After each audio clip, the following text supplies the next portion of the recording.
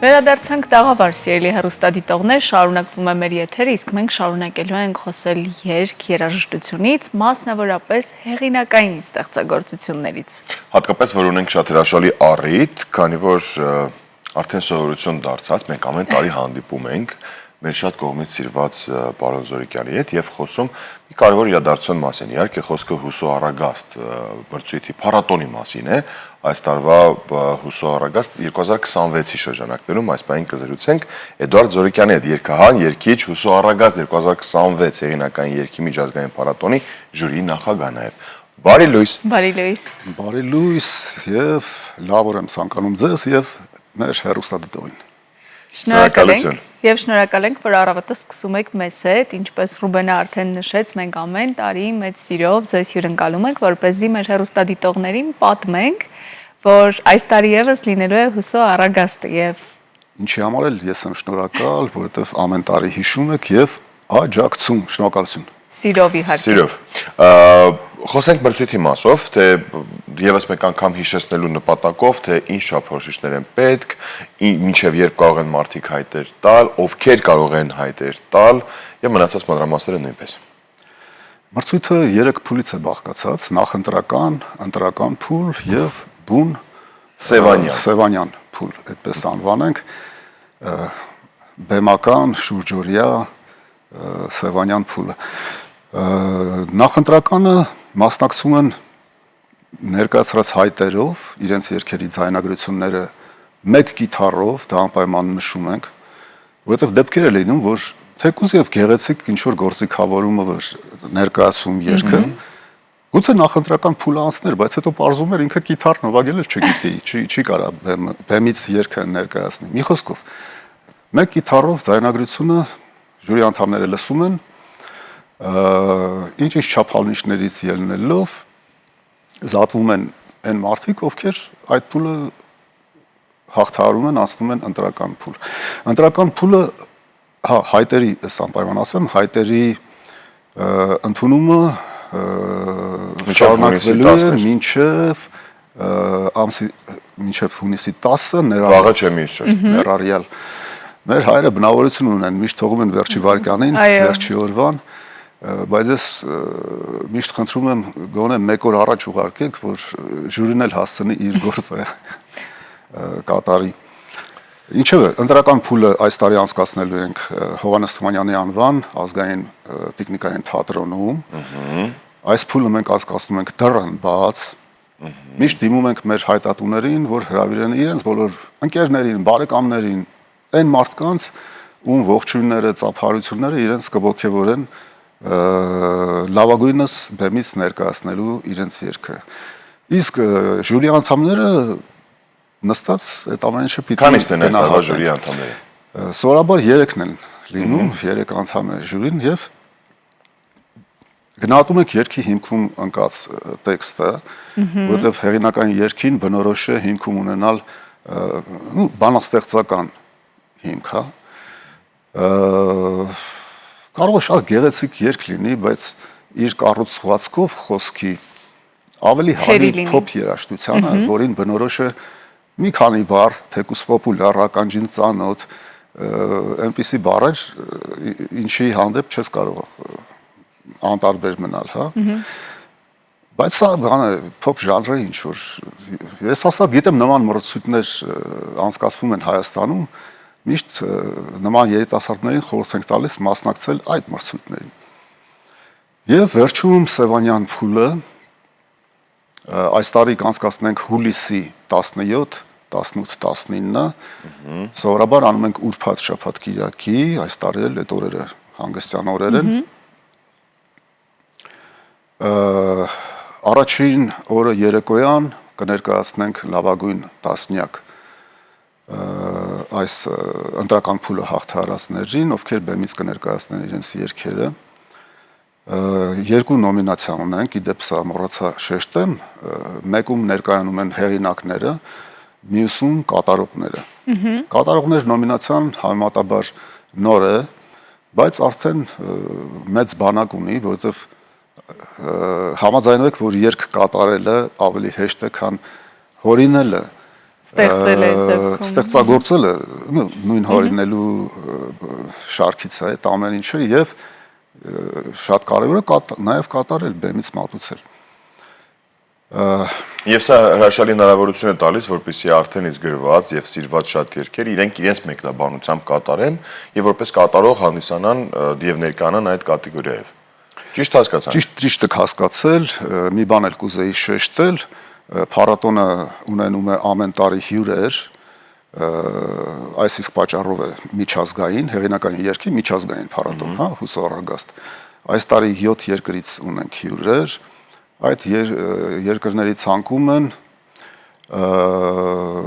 Լեհաստան, Ռուսաստան, Բելգիա, Բելարուս, Վրաստան, Լատվիա, Էստոնիա, 7 երկրներից։ Մենք հյուրերին ոչ մի մրցութային փուլի մեջ, ոչ մի կերպ չենք ընդգրկում, որովհետև միշտ հրավիրում ենք այն մարդկանց, ովքեր իրենց երկրներում վաղուց կայացած եւ լավագույն կրողներն են, հա, այս ժանրի հեղինակային երգի։ Գալիս են վայելում մեր երիտասարդների կատարումները, նաև մեր բնությունը, մեր Սևանը։ Իդեպ մշտապես հիացած են Սևանով, բնությամբ, ընդհանուր մթնոլորտով փառատոնի եւ նաև հիացած են նրանով, որ այդ քանակի երիտասարդություն է մասնակցում։ Մի բան էլ ասեմ, փառատոնին մասնակցում են ոչ միայն մասնակցելու են ոչ միայն այդ լավագույն տասնյակ նոմինացիան ներկայացված այդ նոմինացիայում երիտասարդները, նաև բոլոր այն երիտասարդները, ովքեր նախկին փառատոններին անցել են լավագույն տասնյակի մեջ։ Սա ըստ ցանկության է։ Կարող են այդ օրը գալ մասնակցել, իրենք նաև բեմ են բարձրանում, խարույկի շուրջ մինչև լույս հնչեցնում են իրենց երգերը եւ ես միշտ պատկերացնում եմ հյուրերի հայացքով, որ դիտենք այս ամենին, իհարկե այնտեղ ավելի շատ երիտասարդություն կա, քան ասենք այս նույն ժանրի ավագ սերնդի ներկայացուցիչները։ Շատ լավ առիթ է շփվելու թե մերոնց հետ, թե օտարազգի ստեղծագործողների հետ, ինչ որ բան վերցնել, որովհետև փոքրիկ մաստեր կլասին բնորոշ այսպիսի դասընթացներ են անցկացվում, ինչը շատ կարծում եմ օգտակար է լինելու։ Եվ հիանալի հնարավորություն է հենց երիտասարդների համար, որոնք իրենց առաջին քայլերն են կարծես սկսում այս միջազգային երաժշտական փառատոնի հետ, եւ նաեւ նրանց տեսնում է միջազգային հանրության այդ ոլորտը ներկայացնող արդեն նշեցիք հայտնի ու սիրված արտիստները, որոնք գալիս են Հայաստան մասնակիցը դառնալու Հուսո Արագաստին, եւ նախորդ տարիների ձեր փորձառությունը ինչ է ասում այս թեմայով, արդյոք լինում է նմանատիպ համագործակցություններ, գուցե նաեւ հրավիրվում են մեր տեղի երիտասարդների իրենց մոտ նոր երգեր գուցե ձայնագրելու, գործիքավորելու համար։ Իհարկե լինում են, այդտեղ արդեն տարական մարդկային շփումներ են եւ նման դեպքեր շատ են եղել, որ ասենք մերոնցից այստեղ փաստացի տեսնելով, գնահատելով հրավիրում են իրենց փառատոններին, իդեպ շատ մասնակիցներ կան, որ նաև գալիս են ոչ միայն կատարողներ, այլ ես հիշում եմ տարի է եղել, որ փառատոնի ղեկավարն էր իր ոնց որ խմբով եկել եւ տեղում նայում էր, ում կարող եմ ընդգրկել իմ փառատոնին, ում հրավեր ուղարկեմ։ Ընդհանրապես սա բնորոշ է բոլոր փառատոններին։ Գալիս են սուսիկ-փուսիկ նայում են, դու կարող ես չիմանալ, որ ինքը այսինչ փառատոնի, չգիտեմ, գեղարվեստական ղեկավարն է կամ տնօրենն է, այսինքն այն մարդը, ով պիտի որոշի հրավիրել, դա արվում է։ Պարոն Զորիկյան, քանի տարի արդեն Հուսո Արագաստը կա։ Սա 12-րդ տարին է, ավանդաբար անցկացնում ենք Սևանի ափին, Շորժագյուղի մոտ, Վիշապ լողափի տարածքում, այդ հանգստյան գոտին փառատոնի օրերին միայն փառատոնին է տրամադրվում, այնտեղ մի քանի տնակներ կա, հիմնականում տեղավորում ենք մեր հյուրերին, մնացած թե մասնակիցները, թե հյուրերը չէ, թե երկրպագուն, հա, ովքեր գալիս են այդ 3 օրը մեզ հետ անցկացնելու, բոլորը տեղավորվում են վրաններում, այսպես վրանային փոքրիկ ավան է ստեղծվում Վիշապ լողափում, Լողափնել է շատ լավ է։ Սևանի գիտեք մեծ մասը լողափների գիտեք ինչի համար է հարցնում, քանի տարի է արդեն Հուսո Արագաստը գործում է, արդեն 12 տարի։ 12 տարիների ընթացքում ըստ ձեզ աճ գրանցվում է դիմորդների կողմից։ Մենք նման խնդիր չենք հետապնդում։ Չէ, ինձ հետաքրքիր է արդյոք այս արվեստի ուղղության վրա հետ կապված մաքսիմում ես հիշում եմ 70 հայտ է եղել կոնկրետ Հուսո Արագաստի, մինչև Հուսո Արագաստը էլ են փառատոններ եղել հեղինակային երգի։ Ես ժյուրի մեջ էի ընթացք այդպես էր կոչվում, էլի հեղինակային երգի փառատոնի 170 քանի դիմում էր։ Նման քանակ երբեք չի եղել։ Բայց նախնական լսումների ժամանակ կեսից ավելին ուղղակի, որովհետև պարզվեց, օրինակ երիտասարդ կար, ով դասական վոկալով, դասական օպերային արեր կատարում։ Ու երբ իրեն հարցրեցինք, տղա ջան, բայց սա հեղինակային երգի հետ ողջունելի է, շատ լավ է։ Պարզվեց կոնսերվատորիայի ուսանող է, վոկալի բաժնում է սովորում, բայց ասեց ես եմ գրել այդ արյան։ Այսինքն ժանրային առումով չի համապատասխանում, բայց այդ նախնական լսումները հենց դրա համար են։ Այսինքն մենք սովորաբար խորհուրդ ենք տալիս, դիմեք, այս ինչ փառատոն էին, տարվա ընթացքում ամսի այս ինչին, այս ինչ ամսի, այս ինչ փառատոնն է։ Երիտասարդության կողմից կարճ ասած կա հետաքրքրություն դեպի այս ուղղությունը։ Այս տարի ունենք այս ժամին, ես եթեր մտնելուց առաջ զանգեցի ճշտեցի, հայտերի քանակը, չէ, 30 է։ 30։ Հուսո Արագաստի մաքսիմումն է եղել 70, ընդհանրապես 12 տարվա մեջ, հա, ինչ ես այս պահին մտաբերում եմ, այս տարի առայժմ ասենք, որովհետև մինչև ամսի 10-ը եւ տարեստարի դա աճում է այդ թիվը։ Պետք չի աճի, ինչի պիտի աճի։ Չաճի։ Չէ։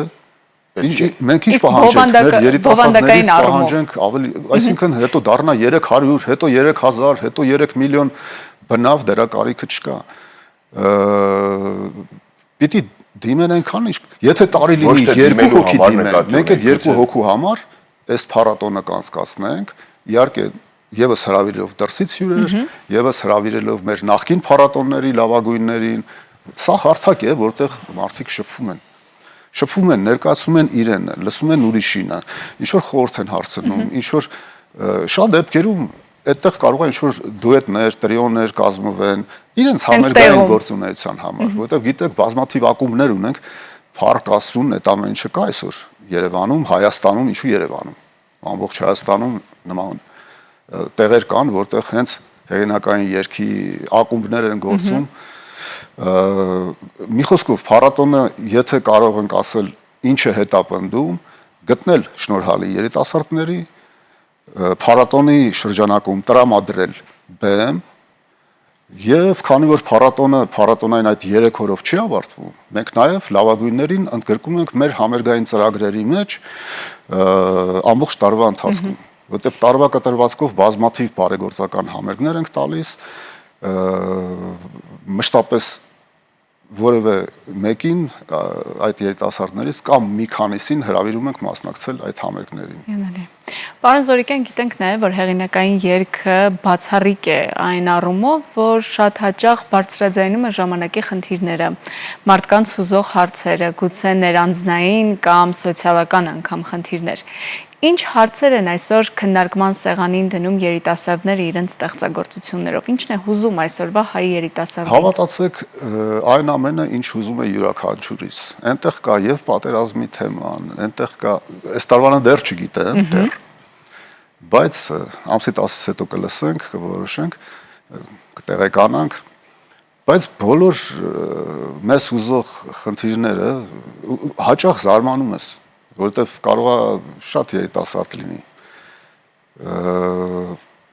Ամենափոքրը տարիքով 9 տարեկան է եղել։ Դա երևի, չգիտեմ, 7 տարի առաջ էր, բայց այն թեման, ինչը ինքը երգում էր, բնավ քնարերգություն չէր, բնավ ինչ որ աշուն գարուն, ինչ որ եղանակային կամ չգիտեմ ինչ լավն է կյանքը, նման բան չէր։ Դա է զարմացնում, որ 14-15 տարեկան երիտասարդը փաստացի զգում է այն ամենը, ու այդպես է պիտի լիներ։ Մենք չպիտի զարմանանք, սա նորմալ է, ողջունելի է։ Եվ լավ է, որ իրենց երգերով ինքնաարտահայտվում են, որովհետև հեղինակային երգը ինչ որտեղ նաև ինքնաարտահայտման ձև է։ Վերցնում ես քո գիտարը եւ ասում ես ես ձեզ համար մի երգ կասեմ։ Դրա համար էլ մեզ հաճախ անվանում են երգ ասածներ։ Ինչպես ասած, երգ ասածների գլխավոր մեղավորը, որ մենք մեր բնավորությանը հավատարիմանալով միշտ վերջի վայրկյանին ենք ուղարկում հայտերը, մենք եւս մեկ անգամ հիշեցնենք, որ մտածեք նաեւ ժյուրիի անդամների մասին սիրելիս, չէ՞ որ նրանք պետք է այդ բոլոր կատարումները լսեն, ընտեղից ընտրություն կայացնեն, հետեւաբար այսօր մինչեւ վաղը բոլոր հայտերը ուղարկեք, ամսի 10-ը չուղարկեք, բայց հայտերը բացեն մինչեւ ամսի 10-ը։ Շնորհակալություն պարոն Զորիկյան, որ մեր տաղավարում եք եւ եւս մեկ անգամ առիթ ունեցանք խոսելու այս միջազգային փառատոնի մասին։ Մենք հաջողություն ենք մաղթում, հուսանք այդ հայտերը ձեր սրտի չափով, ինչքան որ դուք եք ուզում, այդ քանակը հենց այդքան էլ կապահովի եւ բարձր որակով եւ բարձր որակով եւ կանցնի շատ պատշաճ ինչպես մնացած 12 տարիները։ Շնորհակալ եմ, որ ամեն տարի փառատոնի կողքին եք, աջակից եք, գործընկեր եք։ Ձեզ բարի եթեր։ Շնորհակալություն, ձեզ լավ օրենք մաղթում, իսկ մենք շարժվենք առաջ։ Եվ լսենք երաժշտություն։